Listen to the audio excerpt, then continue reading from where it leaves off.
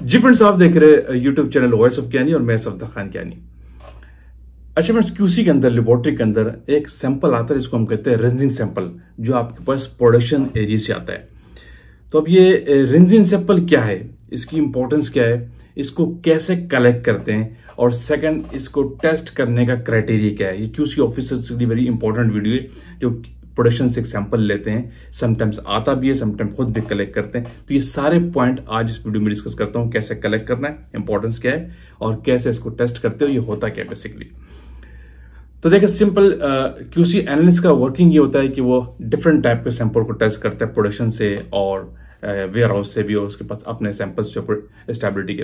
तो rinsing sample जो basically ये आपके प्रोडक्शन के जो वेसल्स होते हैं, जिनको आप क्लीन करते हैं, वॉश करते हैं, फिर अश्योर करते हैं कि इसमें कोई प्रीवियस प्रोडक्ट या कोई कंटामिनेशन तो नहीं है, कोई एक्स प्रोडक्ट के ट्रेसेस वगैरह तो इसमें नहीं है। तो इस चीज को चेक करते हैं थ्रू रिंजिंग सैंपल। और भी तरीके होते हैं, लेकिन रिंजिंग सैंपल एक आसान तरीका है जो नॉर्मली फार्मास्यूटिकल इंडस्ट्रीज के अंदर एक सैंपल आ रहा है, जिससे आप फाइंड आउट करते हैं कि कोई ट्रेसेस तो नहीं आ रहे प्रोडक्शन के और प्रीवियस वाली प्रोडक्ट के। क्योंकि इसका मेन पर्पस क्या है, टू अवॉइड कंटामिनेशंस।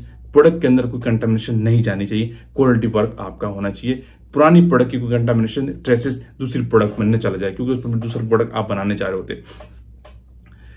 तो ये होता है बेसिकली रिंजिंग सैंपल। इसकी इंपॉर्टेंस इसीलिए बहुत ज्यादा है। कलेक्ट करने का क्राइटेरिया ये कि इसमें दो लोग ये करते हैं कि समटाइम्स प्रोडक्शन के लोग आपको सैंपल दे देते हैं, लेकिन ये अच्छी प्रैक्टिस नहीं है। अच्छी प्रैक्टिस ये है कि आप खुद जाके, क्वालिटी का ऑफिसर खुद जाके वहां से सैंपल कलेक्ट करें। आप इसके लिए कुछ प्रिकॉशंस है, वो ये कि आपने मास्क पहना हुआ होना चाहिए, ग्लव्स सर्जिकल आपके हैंड में होने चाहिए। जिस बीकर्स में, जिस सैंपल्स में आप सैंपल लेके आ रहे हो वो ऑटोक्लेव हो और वॉश्ड हो ठीक तरीके से, याद रखिएगा। ओवन में ड्राइड आपके पास ऑटोक्लेव बोतल होनी चाहिए, साफ सुथरी। ऐसा नहीं कि आप अपनी टेस्टिंग वाली बोतल जो वॉश कर रहे हो वो हो, आपकी ऑटोक्लेव बोतल हो, ये बिल्कुल नीट एंड क्लीन। दो बोतल्स आपके पास होनी है, एक ब्लैंक का होना चाहिए और एक आप में सैंपल कलेक्ट करते हैं, वो लेबल्ड होनी चाहिए। जब आप प्रोडक्शन एरिया में जाएंगे, जीएमपी ड्रेस में होता है डेफिनेटली आप, तो जो आपका वाटर होता है जिससे उन्होंने उस यूटेंसिल्स को वॉश किया है, वहां से वाटर आप ड्रेन करते हैं पहले थोड़ा सा, ताकि निकल जाए, उसकी कंडक्टिविटी नॉर्मल हो जाए। उसके बाद उस वाटर को आप कलेक्ट कर लेते हैं एज अ ब्लैंक, ठीक है, जिससे उन्होंने उस यूटेंसिल्स को, उस टैंक को वॉश किया।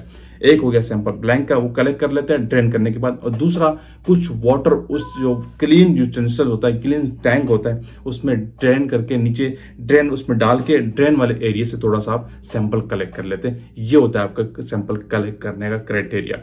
एक आपने ब्लैंक लिया जिससे उन्होंने वॉश किया, वो टैप वाटर होता है, और नॉर्मली डिस्टिल्ड वाटर सॉरी जो आ रहा था प्लांट से, उससे करते हैं। उनके पास ड्रेन पॉइंट, टेप पॉइंट होता है, उनके पास कनेक्शन दिया होता है वाटर का, तो वहां से आप ब्लैंक लेंगे और उसी वाटर को आप एट अ टाइम उस जो टैंक को वॉश किया उसमें डाल के रिंस करके एक सैंपल कलेक्ट कर लेते हैं। नीचे से ड्रेन पॉइंट है तो वहां से आप सैंपल ले लेते हैं। ये हो गया आपका सैंपल और स्टैंडर्ड्स, ठीक है, सैंपल्स और आपका ब्लैंक, सॉरी। तो ये बहुत इंपॉर्टेंट है। कलेक्ट कैसे करना है मैंने आपको बता दिया, और क्यों करते हैं, इसकी इंपॉर्टेंस क्या है।